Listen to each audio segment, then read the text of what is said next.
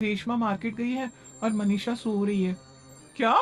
सुबह के 8 बज रहे हैं और ये महारानी अभी भी सो रही है? ये कहते हुए सविता अपनी सास दुर्गा देवी के पास जाती है। माँ जी, देख रही हो आपकी बेटियों के तौर तरीके? क्या हुआ बहू? सुबह सुबह क्या कर दिया मेरी बेटियों ने? अरे, एक तो अभी अभी उठकर किचन में गई है, दूसरी सुबह सुबह बाहर चली गई और तीसरी अभी तक सो रही है। क्या करूं मैं इन तीनों का?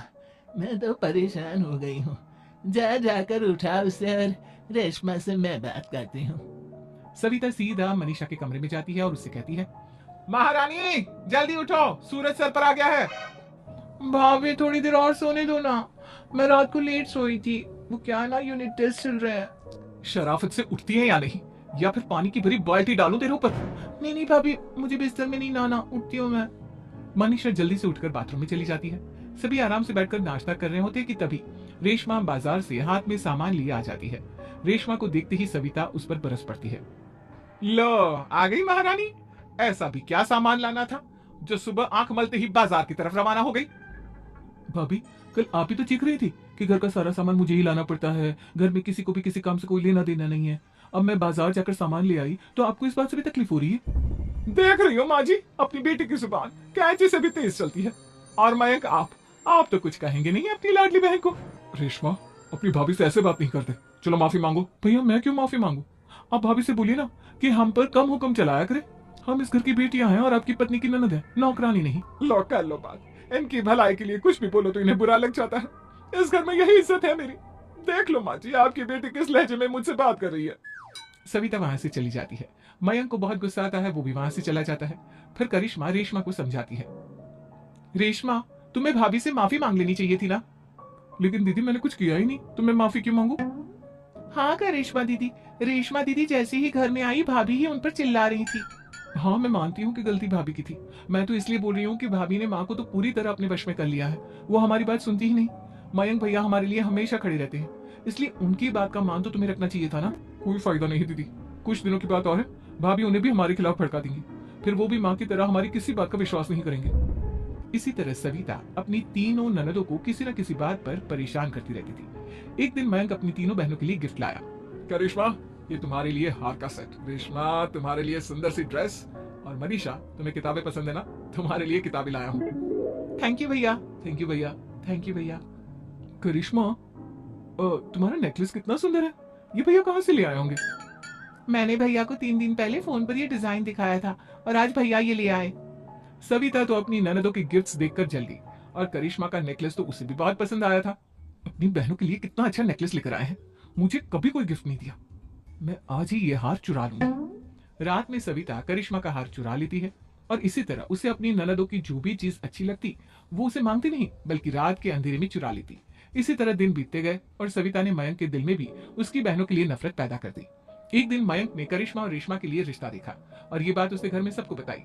माँ, करिश्मा और रेशमा के लिए बहुत अच्छा रिश्ता आया है, वो लोग कल इन्हें देखने आ रहे हैं। आप और सविता मिलकर सारी तैयारी कर लेना। ये सुनकर करिश्मा और रेशमा खुश हो जाती हैं, लेकिन सविता सोचती है, अगर इन दोनों बहनों की शादी हो गई तो घर और बाहर का काम कौन करेगा? मनीषा तो एक नंबर की कामचोर है, उससे तो किसी बात की उम्मीद लगाना ही बेकार है।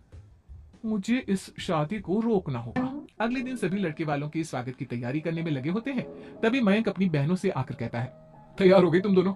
देखो, दोनों लड़के बहुत अच्छे हैं, मैं कोई कसर नहीं छोड़ना चाहता, इसलिए तुम उनके सामने अच्छे से बिहेव करना और अपनी भाभी से लड़ने मत लग जाना। करिश्मा, तुम वो नेकलेस पहन लो ना जो मैं तुम्हारे लिए लाया था। भैया, मैं बहुत देर से वो नेकलेस ढूंढ रही हूँ, लेकिन मुझे मिल ही नहीं रहा। क्या? तुमने नेकलेस खो दिया? तुम्हें पता भी है वो कितना महंगा था? तुम कोई काम ढंग से नहीं कर सकती। मयंक गुस्से में वहां से चला जाता है। थोड़ी देर बाद लड़के वाले भी आ जाते हैं। वो दोनों बहनों को पसंद कर लेते हैं और रिश्ता पक्का हो जाता है। लेकिन सविता के दिमाग में तो कुछ और ही खिचड़ी पक रही थी। वो पंडित जी के पास करिश्मा की कुंडली लेकर जाती है और उन्हें पैसे देकर करिश्मा की कुंडली बदलवा देती है। जब लड़के वालों के पास करिश्मा की कुंडली जाती है तो वो दुर्गा को फोन करते हैं। बहन जी, हमने करिश्मा की कुंडली अपने पंडित जी को दिखाई थी। आपकी बेटी की कुंडली नहीं बल्कि दोषों का पिटारा है। देखिए, मैं और मेरे पति इन सब बातों में बहुत विश्वास करते हैं, इसलिए हम आपकी बेटी से अपने बेटे की शादी नहीं करा सकते। इस तरह करिश्मा का रिश्ता टूट जाता है और सभी घर वालों को बहुत दुख होता है। अब कविता सोचती है, चलो, करिश्मा का तो रिश्ता टूट गया, अब रेशमा का भी रिश्ता तोड़ना है। क्या करूं क्या करूं? अब सविता आवाज बदलकर किसी अननोन नंबर से रेशमा के होने वाले ससुराल में फोन करती है। हेलो, मैं कौन हूँ कौन नहीं ये आपके लिए जानना जरूरी नहीं। बस इतना सुन लो कि रेशमा का 2 साल से किसी के साथ अफेयर चल रहा है। बस रेशमा का रिश्ता तुड़वाने के लिए सविता का इतना कहना काफी था। अब रेशमा का भी रिश्ता टूट गया। मयंक और दुर्गा देवी ने रेशमा को खूब खरी खोटी सुनाई और उससे बार बार उस लड़के के बारे में पूछने लगी। आप दोनों मुझे क्यों परेशान कर रहे हो? अरे कोई लड़का होगा मेरी लाइफ में तो मैं बताऊंगी ना। जब कोई है ही नहीं तो कहाँ से लाऊं मैं कोई लड़का? तो तेरे होने वाले ससुराल वालों को फोन किसने किया था? माँ मैं नहीं जानती किसने फोन किया था, मैं सच कह रही हूँ। मैं तो पहले ही कह रही थी इसकी लगाम खींच कर रखो, लेकिन मेरी सुनता ही कौन है। आप चुप रहिए भाभी, ये सब आपका ही किया धरा है। अब तीनों बहनों को विश्वास हो जाता है कि ये सब उनकी भाभी ही कर रही है। तीनों बहनें अपनी भाभी को सबक सिखाने के लिए एक वकील कर लेती है और घर में हिस्सा मांगा। देखो भैया, माँ बाप की जायदाद में जितना बेटों का हक होता है उतना ही बेटियों का, इसलिए इस घर के 4 हिस्से होंगे और हमें अपना हिस्सा चाहिए। मैंने तुम्हारे लिए क्या क्या नहीं किया और तुम इस घर में हिस्सा मांग रही हो? भैया, आप और माँ हम बहनों की कोई बात नहीं सुनते हो और भाभी हमारी शादी नहीं होने देगी क्योंकि उन्हें लगता है कि आप हमारी शादी में ज्यादा पैसा लगाओगे और उन्हें हम जैसी फ्री की नौकरानी कहाँ मिलेगी। तो हम भाभी के साथ तो रह नहीं सकते, हम बहनों को अपना हिस्सा चाहिए। अरे तुम्हें शर्म आनी चाहिए अपनी भाभी पर ऐसा इल्जाम लगाते हुए। वो तुम्हारे बारे में कितना सोचती है। हाँ माँ, भाभी हमारे बारे में बहुत सोचती है। दिन रात बस यही सोचती रहती है कि किस तरह से अपनी तीनों ननदों को परेशान करूं और कभी मुझे पढ़ने भी नहीं देती।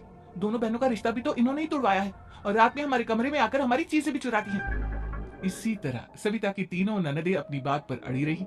अब कोर्ट में तारीख भी शुरू हो गई। जब सविता को लगा कि उसकी तीनों ननद इतनी आसानी से नहीं मानने वाली, तो उसने अपने पति और सास को सारी सच्चाई बता दी और अपनी तीनों ननद से माफी मांगी। मयंक और दुर्गा को भी अपनी गलती का एहसास हो गया। अब सविता खुद करिश्मा और रेशमा के लिए अच्छा रिश्ता ढूंढती है और उनकी